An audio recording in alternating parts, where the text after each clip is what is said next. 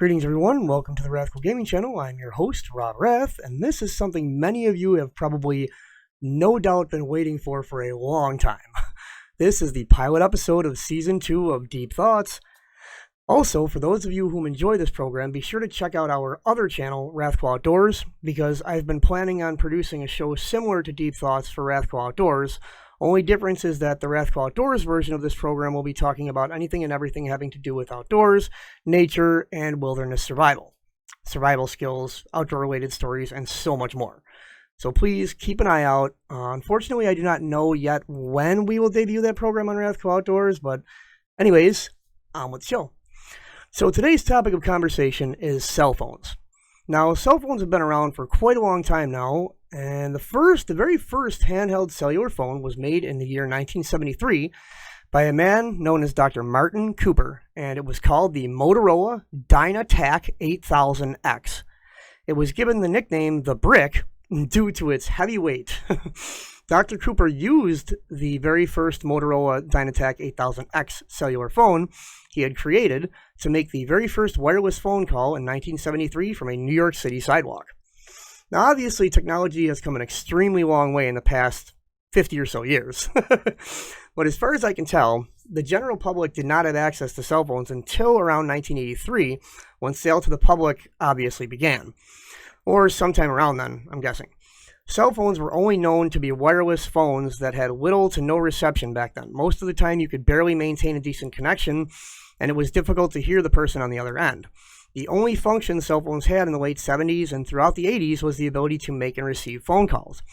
There was no texting or web browser, there were no apps of any kind, and the tiny screen only displayed numbers, as far as I've been able to discover. But then, in 1992, a new cell phone came out which was known as the IBM Simon. It could easily be referred to as the 1992 version of today's iPhone. It featured a touchscreen. It also had a calculator as well as email capability. It could also work on networks, so it was, by many, referred to as the world's first portable computer. The general public had never seen a touchscreen before, so this one was, I'm sure, a huge breakthrough in cell phone technology. A few years after that, in 1996, Motorola created the StarTAC. Excuse me. Getting a little parched there. Motorola had created the StarTAC, which was the very first flip-style cell phone, or flip phone as they quickly became known as. This flip phone had all of the features of previous models of cellular phones, but what really attracted people to this model was its sleek and compact design, and it became extremely popular directly because of its size and mobility. Now let's fast forward 5 years later. In the year 2001, cell phones had gained the ability to access the internet, which, needless to say, was a very big deal at that time. However, not all cellular devices had this capability. Flip phones, due to their smaller screen and resolution, among many other reasons, only had a very basic web browser that could, most of the time, only display photos on websites.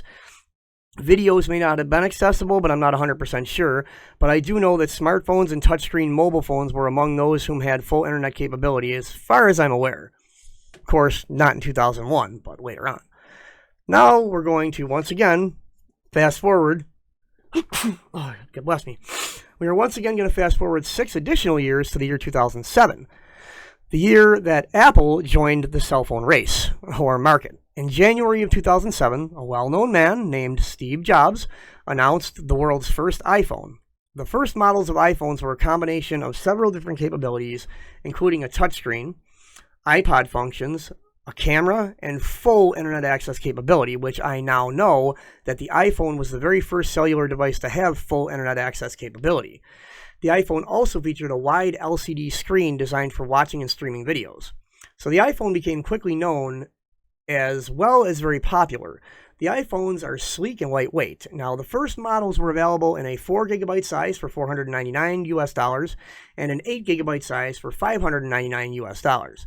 And as Mr. Jobs said, the iPhone quickly became a revolutionary and magical product. And believe it or not, during the iPhone's first year on the market, Apple sold upwards of 1.4 million iPhones. And then, by 2008, that number had grown to an astonishing 11.6 million devices sold. So, needless to say, it was big.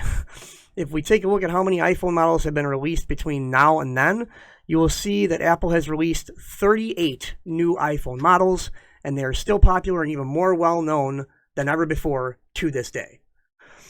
During the following year, in 2008, Android had released its first smartphone called the HTC Dream, which was also known as the T-Mobile G1. This device ran on Android's first operating system, Android 1.0.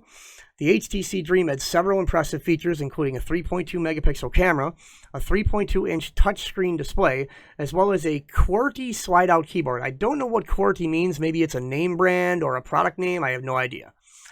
It was also the first device to feature the Android Market, which is known today and shortly thereafter as the Google Play Store.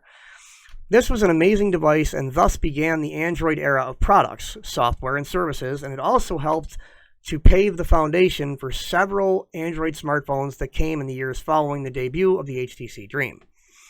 So, after all we've seen, we came into the year 2020, which by the year 2020, iPhones, Android phones, and just about every single cell phone entity worldwide featured smartphones which have amazing and very advanced capabilities. Now, during 2020, smartphones became well known for having a very large amount of memory, as well as some serious speed and power upgrades, none of which were even thought possible until then. So, now what? Presently, we are just about 3 months into 2024, and my question still remains, what do we imagine is next for the world of cellular phones and cellular communication?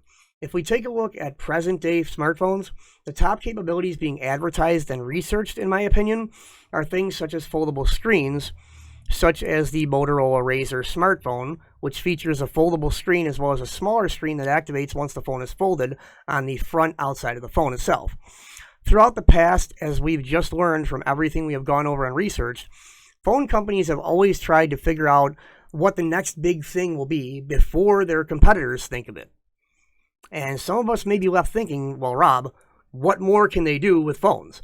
And that is a very good question because I honestly have no clue, and I guess we're just going to have to find out. So I hope that you have all enjoyed this episode of the RathCo original program, Deep Thoughts. I'm your host, Robert Rath, and this has been a RathCo Corporation 2024 production. See you next time, and thank you all so very, very much for watching and for all of your support. I consider each and every one of you a member of the RathCo family of gamers and friends. You all have my love and respect, and until next time, we'll see you on the flip side. Thanks again.